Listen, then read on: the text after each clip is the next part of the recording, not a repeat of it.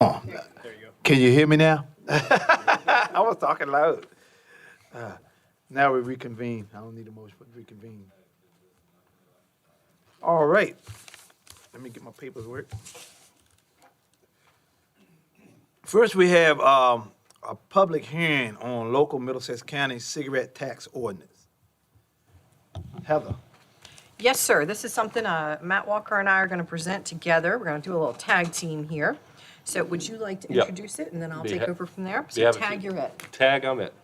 Several months ago, I met with some surrounding counties, county administrators on the Northern Neck who were interested in forming a regional cigarette board for the, to take the state up on their offer for the counties to be able to levy cigarette taxes. Westmoreland County was interested in forming such, and here we are today. So what this ordinance is it's essentially the same ordinance that many of these other counties are adopting with the same rate that would allow Middlesex County to tax cigarettes by pack within its boundaries. And it's a pretty standard agreement that was written by, I think, Lancaster County's attorney, Jim Cromwell, and kind of co-opted by all the counties interested in joining the now Chesapeake Bay Region Cigarette Tax Board, which is made up of Middle Peninsula and Northern Neck counties. All of the counties and towns, to my knowledge, have agreed to levy the 40-cent per package rate, so we're not kind of jockeying for position.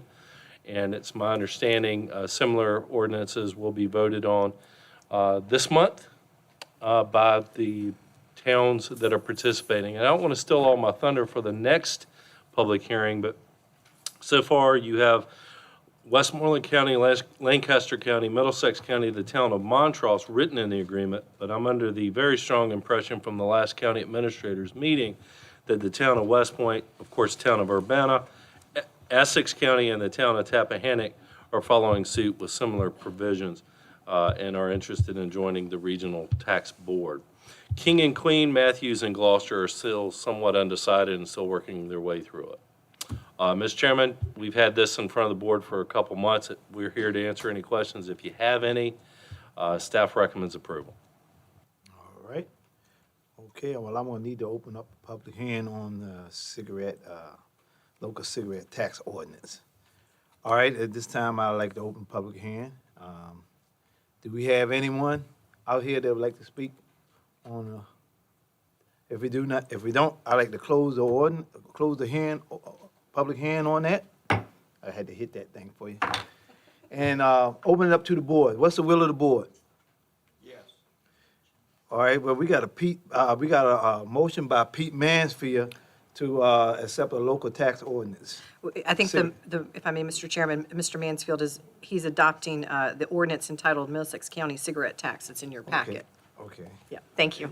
Adopting the Yes, cigarette sir. tax. We knew what you meant. Yeah. So this is your local tax?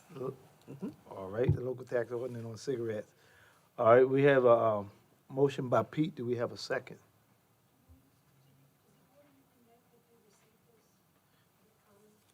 Oh, I'm sorry. I guess if we do have a motion, it wouldn't. So there's an administrative question for the record. We did receive a written public comment. So, Mr. Chairman, maybe it would be prudent if Mr. Mansfield would not mind waiting on his motion to at least disclose the written comment that we received. All right, let's get that written comment. Thank you, Mr. Mansfield. Ms. Muncy, do you want to, Yeah, Betty, could you take care of that? or do you want me to? So it's my understanding the board was presented, sorry, you paused, so I just jumped in. It's my understanding the board was sent an electronic communication from NATO, which is the National Association of Tobacco Outlets. And just to be fair, I will read the letter. It's dated July 2nd of 2021. It is addressed to the chairman of the Board of Supervisors, and it's regarding the proposed new cigarette tax. Dear Chairman Jesse and members of the Board of Supervisors, as the Executive Director of the National Association of Tobacco Outlets, NATO, I guess, a national retail trade association that represents more than 60,000 retail stores throughout the country, including several Middlesex County retail store members. I'm writing to submit our comments and concerns regarding the county's proposed new cigarette tax of 40 cents per pack. It's in bold, stimulus funds negate need for tax increase, colon. Middlesex County will be receiving at least $2.5 million in federal stimulus funds as a result of the passage of the American Rescue Fund. With this significant amount of federal stimulus funds, there is no need to consider raising taxes, including this proposed new tax on cigarettes. Next bold paragraph. In the wake of the emergency caused by the coronavirus, is not the time for the county to create a new tax on cigarettes. Our convenience store members have experienced losses of 45% in gasoline sales and 20% or more in grocery, snack, beverage, and tobacco product sales. Significant numbers because convenience stores usually rely on tobacco products sales for approximately 36% of in-store sales. Retail stores that sell food, groceries, and beverages have been as essential business at the federal, state, and local level throughout the country. This new tax takes aim at these essential businesses and their customers. Interesting. A county tax will mean more lost revenue for these businesses. Customers will purchase products over the internet or outside of the Chesapeake Bay cigarette tax region in places with lower or no taxes, where they will also buy not just cigarettes, but gasoline, grocery items, and beverages. The results would be losses far greater than the current combined 65% decline in gasoline and other product sales that retailers have faced during the pandemic and lockdowns. These retailers have done everything possible to survive the pandemic, but at some point they cannot absorb more sales declines, and the potential closure of stores will leave a deep void in the public's need for retailers that sell gas, food, and beverages. Next bold paragraph. Recent federal actions have removed many tobacco products from retailers' shelves, including, in February of 2020, the FDA banned the sale of flavored electronic cigarettes with a removable cartridge or pod in response to increased use of such products by underage individuals. In September of 2020, manufacturers of e-cigarettes and other products were required to file pre-market tobacco applications with the FDA. Those products for which applications were not filed are now illegal to sell, removing hundreds of more products from retail shelves. Cigarette taxes negatively impact those residents least able to afford it, as smoking is associated with lower-income citizens. With more limited incomes, these adults will likely change their buying habits to find less expensive sources of cigarettes, which may include illicit sellers who do not care about whether they are selling to underage customers or not. Changes in consumers' buying behaviors will encourage this illicit trade and impact the viability of Middlesex County's family-owned and operated retail stores. Why put an extra burden on cigarette smokers who are disproportionately lower-income persons when the county's budget issues are not caused by them? In November of 2019, the Center for Disease Control announced that cigarette smoking around the U.S. adults reached an all-time low of 13.7%, declining about two-thirds over the last 50 years.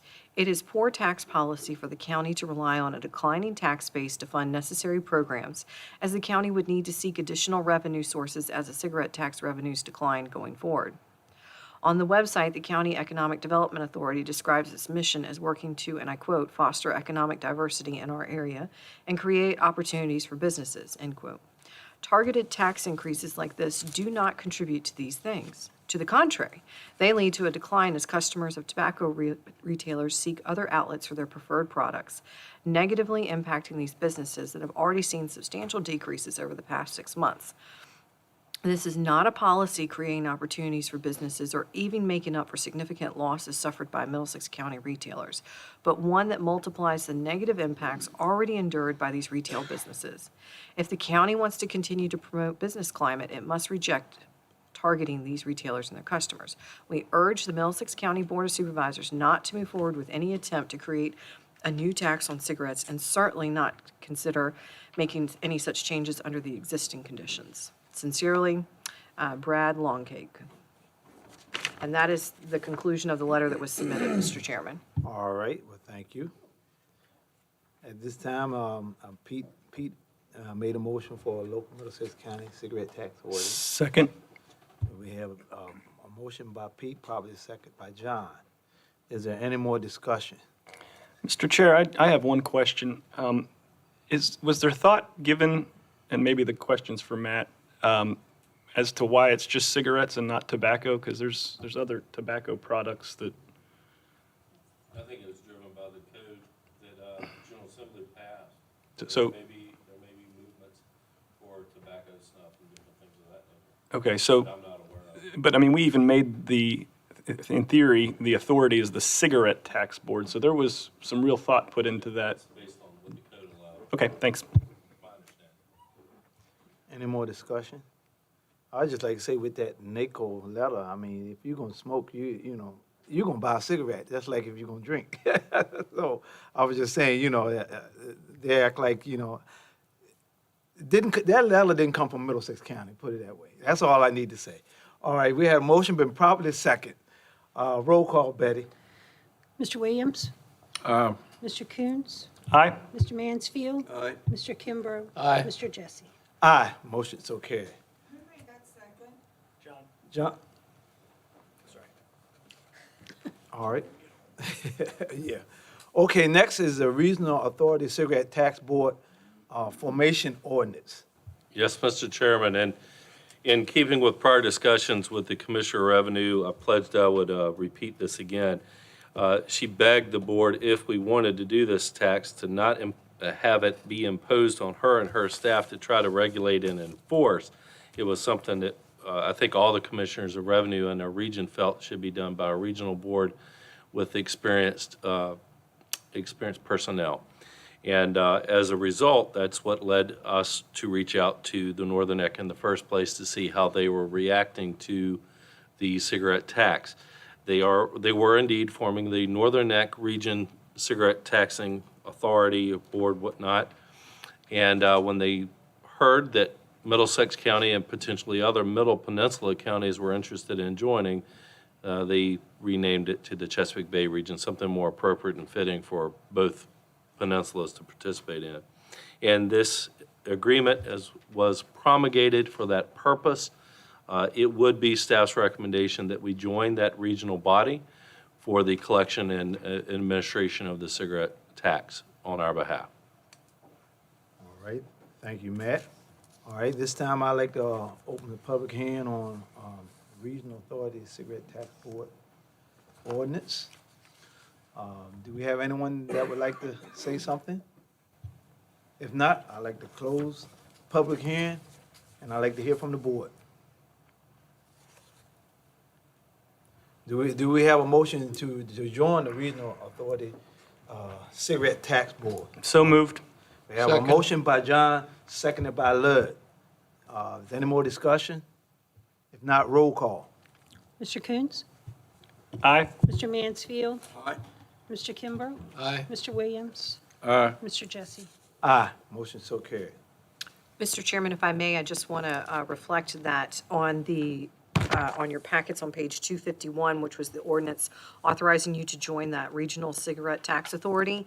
It referenced the Exhibit A, which is the typed agreement that was added to your packets. And so it didn't go out originally, but you've seen it at the last meeting and it was sent to public hearing. But it was inserted manually at the meeting. Okay. Thank you. I just All wanted right, it for the well, minutes. thank you. And Mr. Chairman, before you move on to the next public hearing, I guess a logistical matter, part of the agreement is that we need to appoint a representative to the board. I would recommend that a representative be chosen from May's office, our commissioner's office, if they are so willing, and either myself or Anne Marie serve as an alternate. Okay, And I can reach out to May's office for her to pick maybe herself or one of her staff members, if that's the will of the board, and have Anne Marie or myself be listed as the alternate. all right, what's the will of the board?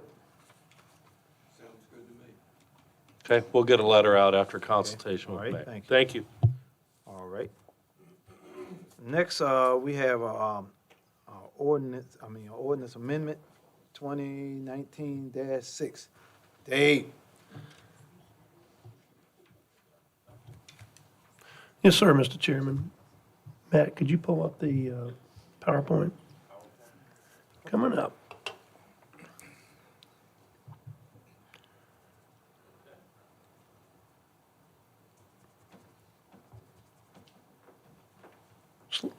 Slide it. I don't, is the clicker here?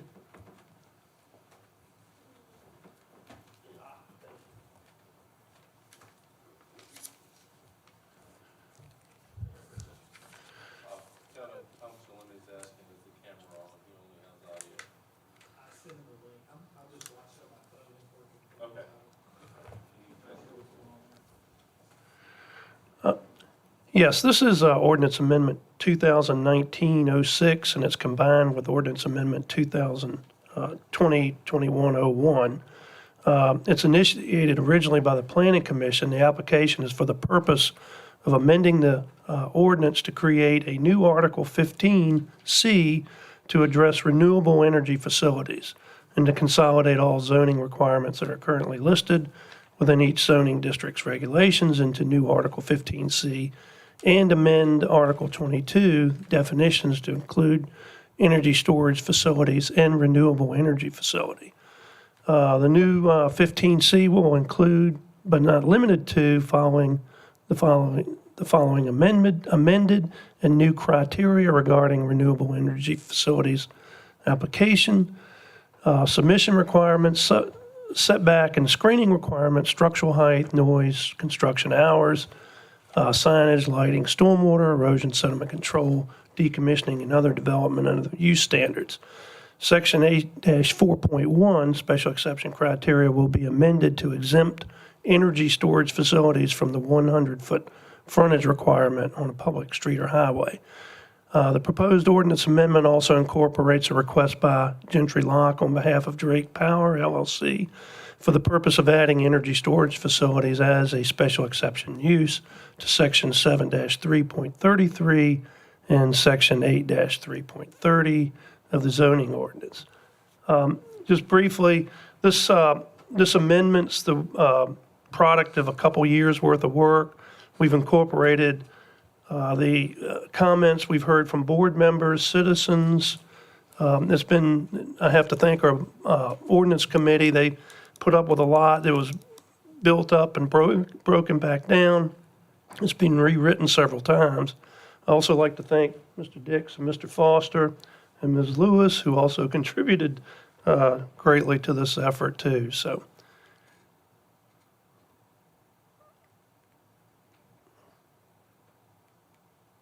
All right.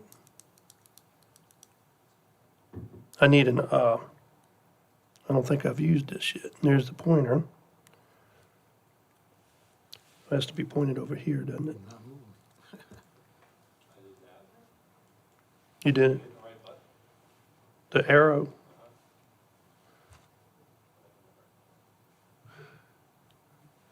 Of course, as mentioned before, if adopted, the proposed amendment will add a new article to the zoning ordinance that addresses renewable energy facilities. That name, it came up later in the discussions. It's a good, anything that comes along that's added as far as renewable energy can be added into this ordinance. As mentioned before, the ordinance will be amended for to add to energy storage facilities and what was mentioned previously. This time it worked, or I didn't. So anyway, Matt, is there any way you can blow that up? I'm sorry. Maybe not.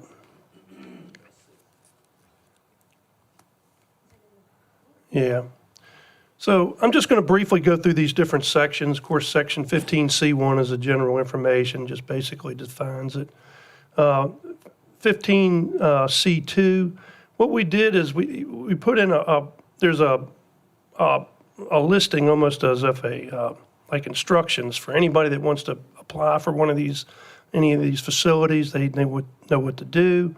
They can go forth, and they have explicit directions going forward. So you'll see that the ordinance committee didn't feel that it was necessary to have a community meeting for solar facilities under 50 acres and also the battery storage facilities. Matt, can you slide it up a little bit? Thanks. Application requirements, you can see there's some basic items in there. It's just general information. Matt, that's good.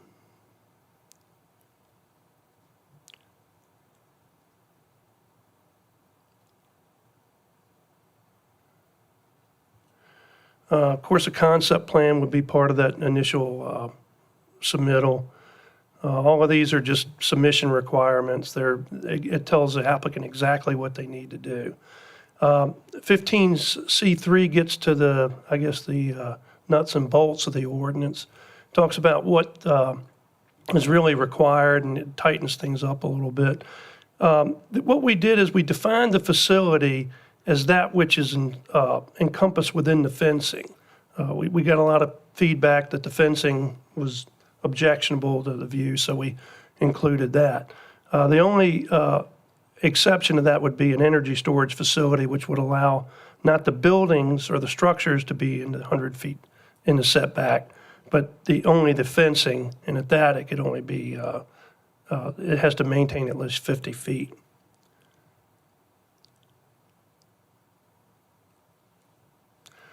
Again, this goes through, the first part includes screening, landscape plan defines the landscaping required. That's been beefed up quite a bit over the previous.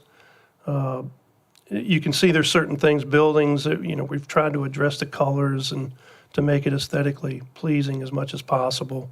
Address the height, State Corporation Commission compliance, make sure everything's there. The standards for design, we've referenced several industry standards that the applicant would have to adhere to.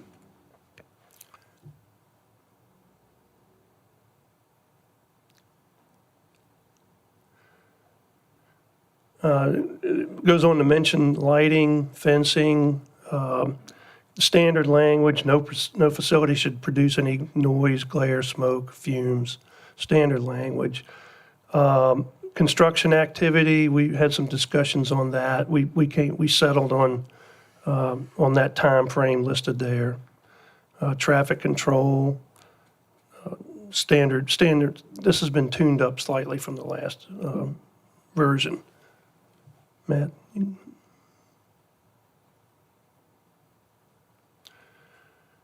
This talks about the building permit timeframe. We have some stormwater management. We put a couple things. One thing I looked at was mass grading. A lot of times there's a lot of mass grading that tends to redirect flows. Not that that can happen, but we're telling a developer to try to adhere to existing drainage patterns as much as possible. At the bottom of this sheet, it talks about decommissioning. We've also revised this. It's given consideration to the decommissioning. That's been mentioned, and we have worked with that. Matt, you can go to the next.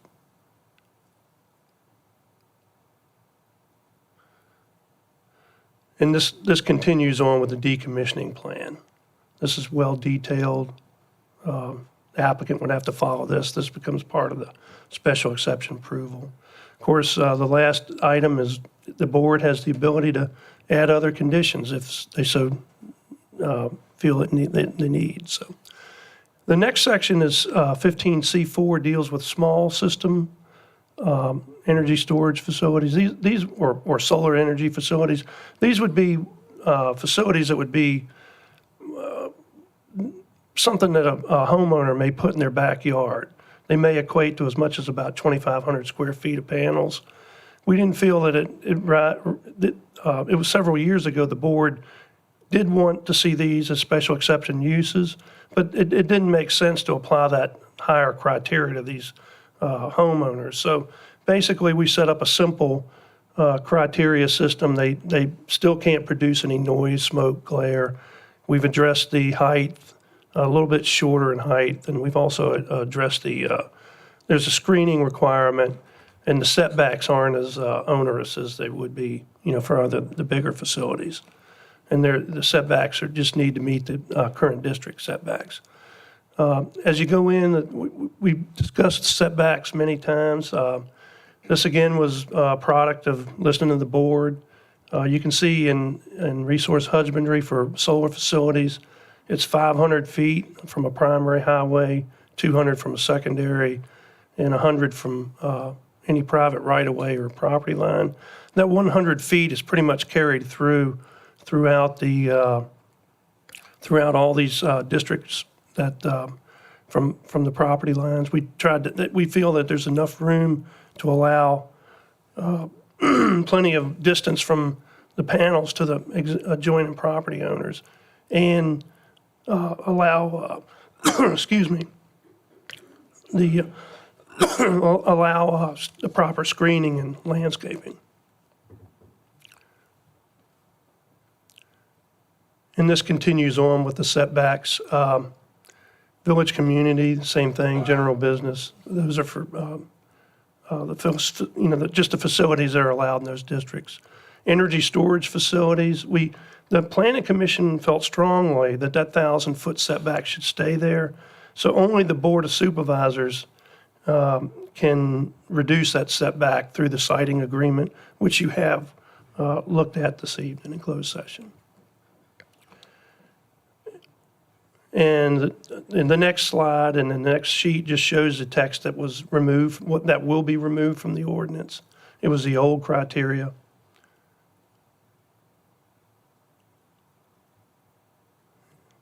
And that will be omitted from or removed from the ordinance. The next section all of this will be deleted. The next section just shows you how low-density rural and the village community will look with respect to the permitted uses or special exception uses. This is all in your board packet that you've had to review.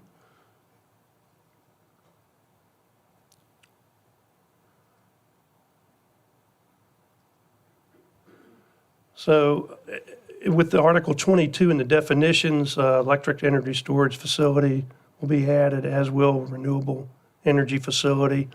The addition of that renewable energy facility, again, allows us to adopt any new technologies that come along to put it into that particular ordinance. So, and at the bottom is just, it defines the different facilities.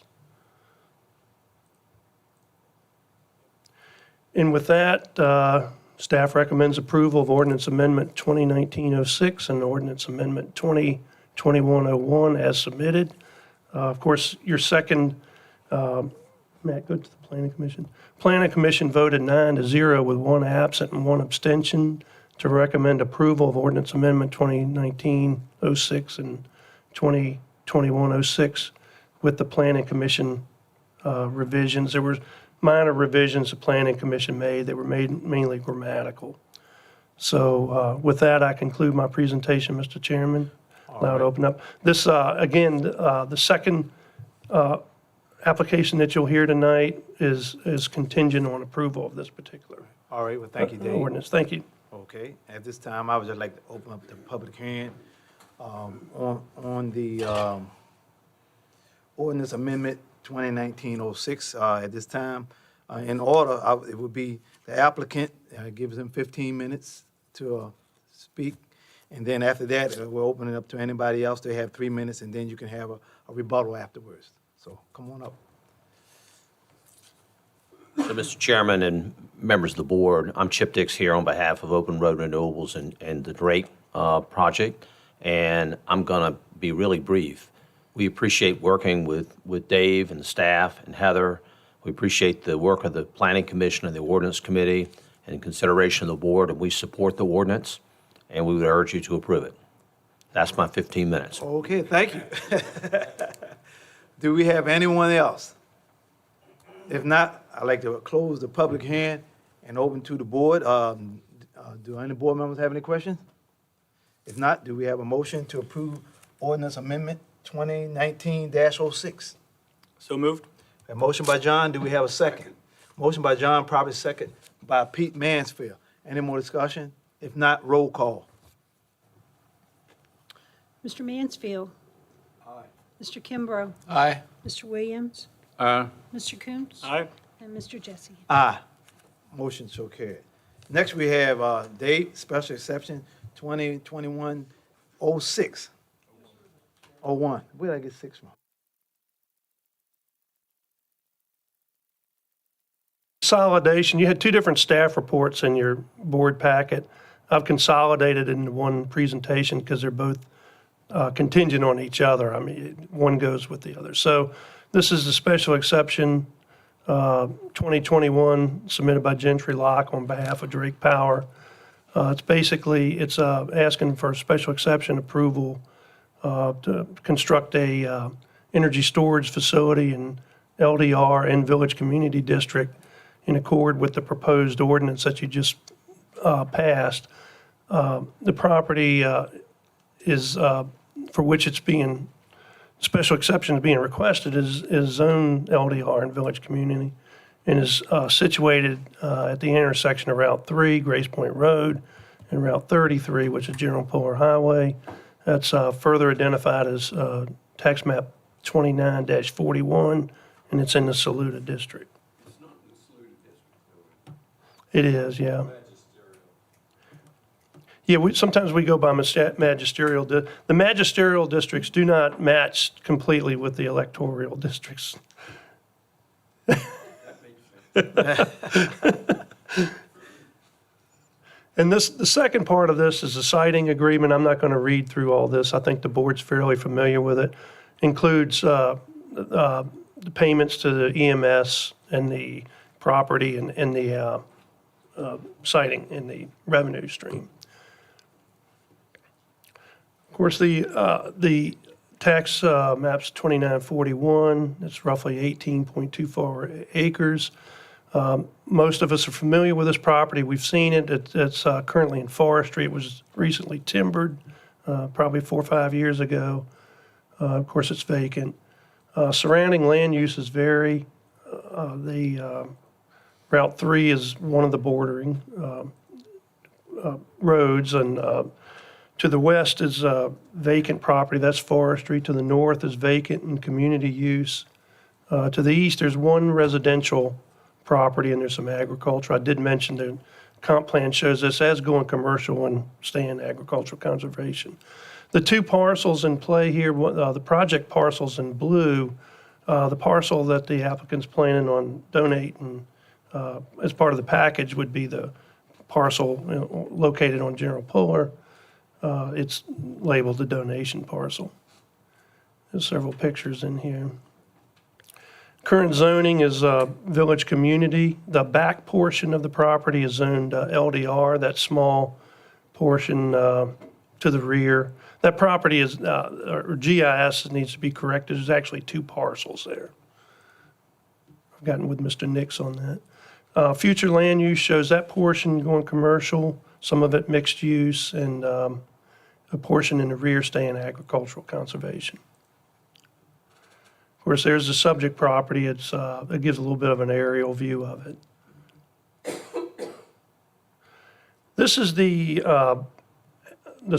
concept plan that was submitted with the application, which is actually a revised version of this. You may have gotten an email over the weekend that shows the revision. Mr. Williams worked with found out the information for the adjoining property owner, and they've worked out pursuant to some comments they received, they've added some landscaping within this area right here to protect this residential property a little bit. So they've enhanced that. This is the latest version of the concept plan. You can see that there's an RPA feature on it that'll inhibit some development in that area, but they were able to utilize the, most of the area for development. And you can see it's going to be landscaped in either with existing landscaping or with enhanced, depending on the condition there. This is just a couple pictures. This is what, this shows the adjoining property owner. I think this is the only residential property that really is really close to the project. So that's the one that was, they worked out some extra landscaping. And this is just looking into the property. You can see the transmission line, and the area to the right of the transmission line would be where the project goes. With approval of ordinance amendments 2019-06 and 2021, which have already happened, they will be permitted by a special exception in the village community and low-density rural district zoning districts per Article 7, Section 7.3.33, and Article 8, Section 8-3.30. The applicant has provided a detailed narrative that describes the operational parameters of the request. Staff has reviewed and commented on the applicant's responses as described in the staff report. You've had a copy of that, so I did not copy and paste all of that. Of course, they're going to be constructing an electrical energy storage facility. It will be constructed in close proximity to the existing Dominion Energy substation, which is located at the southeastern intersection of the above-mentioned highways. In addition to this application, the applicant has submitted a siting agreement that is being considered along with this special exception request. The siting agreement includes payments to the county in support of provision of fire and emergency services, other general operational matters, the transfer of real property, tax map 29-40A for economic purposes. Also a revenue share or machinery and tools tax option, which stipulates a revenue stream over a specified period of time. If accepted in conjunction with the special exception request approval, the proposed facility shall be deemed in substantial accord with the comprehensive plan. This is per state code. Based on the analysis provided in the staff report, the special exception request is in substantial conformance with the requirements of proposed Section 15C, existing Section 7-4, Section 8-4, and Section 20-5-B of the Middlesex County zoning ordinance. Staff recommends approval of special exception 2021-01, conditioned upon the following. Approval shall be conditional on approval and adoption of the ordinance amendment and approval of the the siting agreement. This is just general information going forward. Staff concurs with the Planning Commission determination. When assessing a request for encroachment, the board should weigh the compensation being proposed versus the impact and loss of potential revenue that an allowed use would provide. The applicant is proposing a property donation that is located on General Puller Highway that can be used for economic development purposes, along with payments for emergency services and a revenue share. Additionally, mitigation practices are being proposed that will screen and buffer the use from adjoining properties. Based on the previously mentioned items, staff feels that overall comprehensive plan, village community, and low-density rural district intent objectives are being met. Planning Commission recommended 9-0, one abstention to recommend approval of special exception 2021 and the comprehensive plan substantial accord request, provided the encroachment into the 1,000-foot setback development corridor is addressed with approval of the siting agreement by the Board of Supervisors. And I think that concludes my presentation, Mr. Chairman. All right, thank you, Dave. You Okay. can have a seat there. And at this time, I'd like to open the public hearing to the applicant. Thank you, Mr. Chairman. Chairman, members of the board, again, Chip Dix on behalf of Open Road and Drake. And I would like to, first of all, compliment Dave and working with us. And we started out last January talking about the fact that what we were going to try to do is build consensus, and we've done that. We've reached out to the community, we've talked with people, we've listened, we've tried to address every one of the adjacent property owners and have discussions with them. We've also met with the EMS folks. Supervisor Kuntz was able to participate in that meeting. Had a couple-hour meeting with EMS talking about the safety of energy storage, how they're contained in containers, and there are a number of containers on the site. Don't get any higher than 9 feet. You can't see them. We've made sure that with adjacent property owners and whatnot, they would not see any of the facility. And again, we need to be near the Dominion substation, so we're trying to accommodate all of those things. The only issue has been the 1,000-foot setback for economic development purposes. And we are in complete 100% compliance with the text amendment that we worked with Dave to draft and Heather. So The only issue is the 1,000 feet. So the issue on the 1,000 feet is that that's an economic development corridor that you want to reserve. And so what we've asked for, when you saw our general development plan, we can only accommodate a 200-foot setback from the primary roads. And otherwise, we can't build a project and fit on that site. If we were on the front site, that's right up on the two main roads, we could have built the project with no problem. But we bought both sites with the idea in mind that we would be able to move to the back site and be able to accommodate the concerns that were raised when we started talking back in January. So the 200-foot, if you think about it, and as Dave mentioned in his recommendation, and same thing the Planning Commission considered and voted unanimously for, was in exchange for not having the 1,000-foot setback for economic development purposes and only a 200-foot setback, the question is what compensation and what mitigation does the applicant present?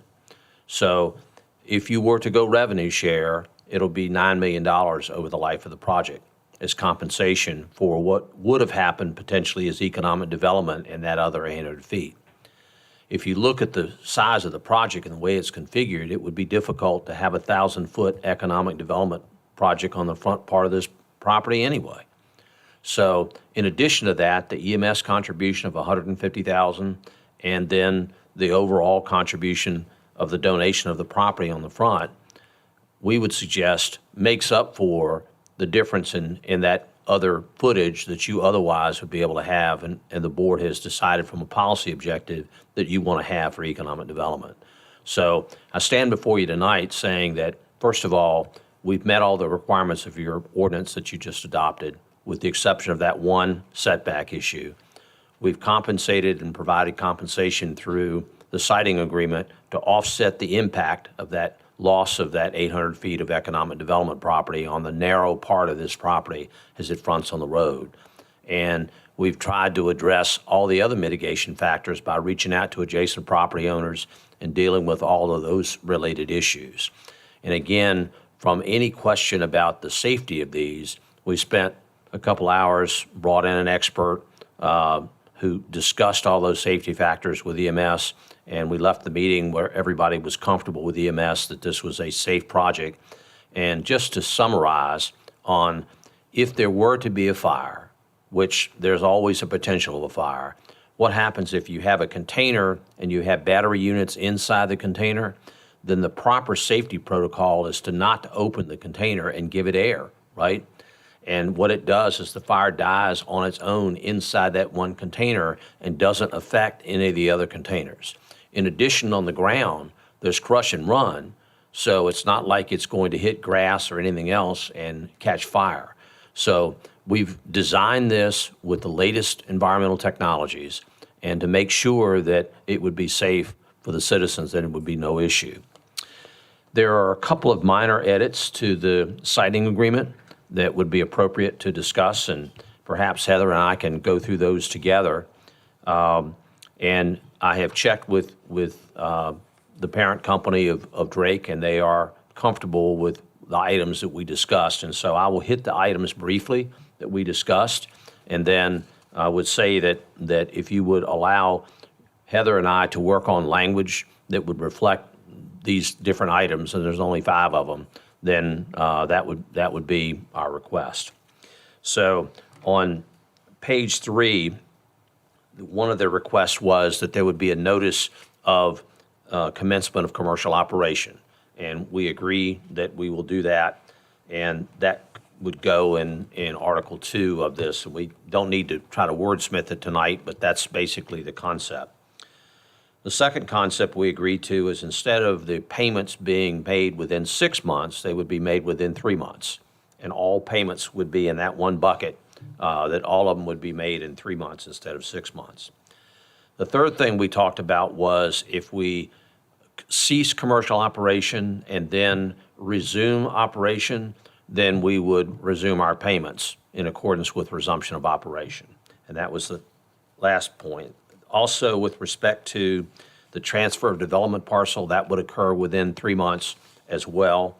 And then there's a clarification back in the miscellaneous terms in Article 3.1 that just is lawyer stuff. It's except as otherwise provided herein.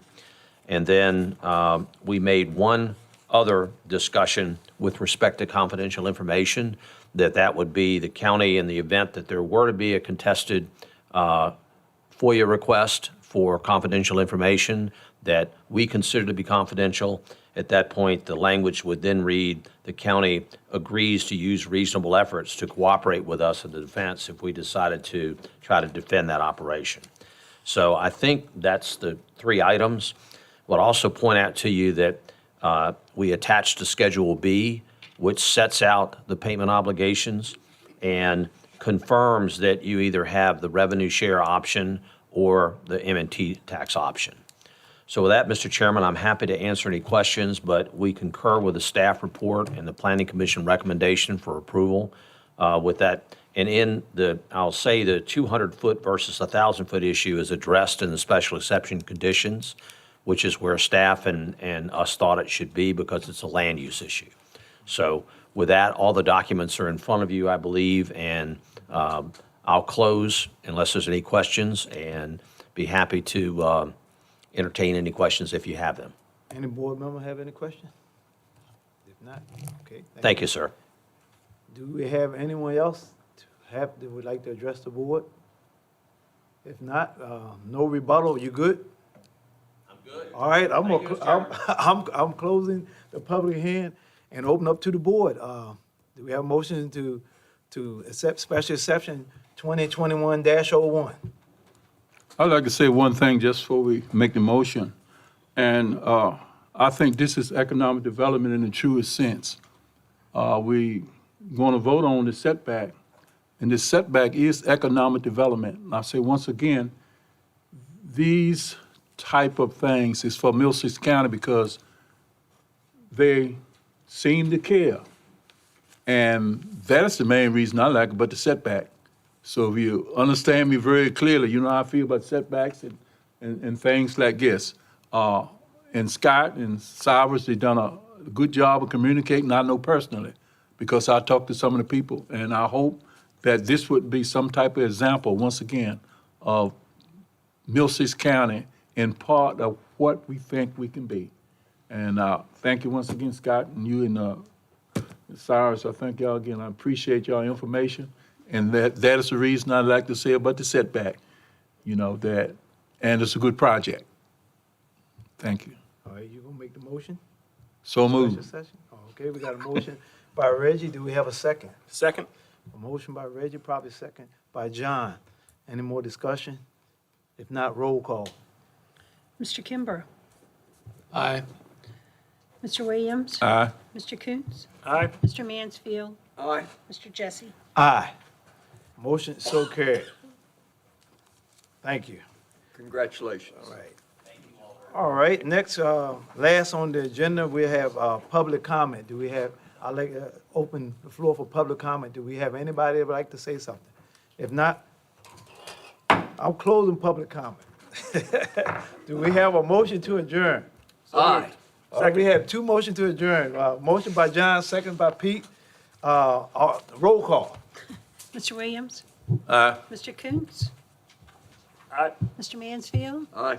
Mr. Kimbrough. Aye. And Mr. Jesse. Aye. Everyone have a good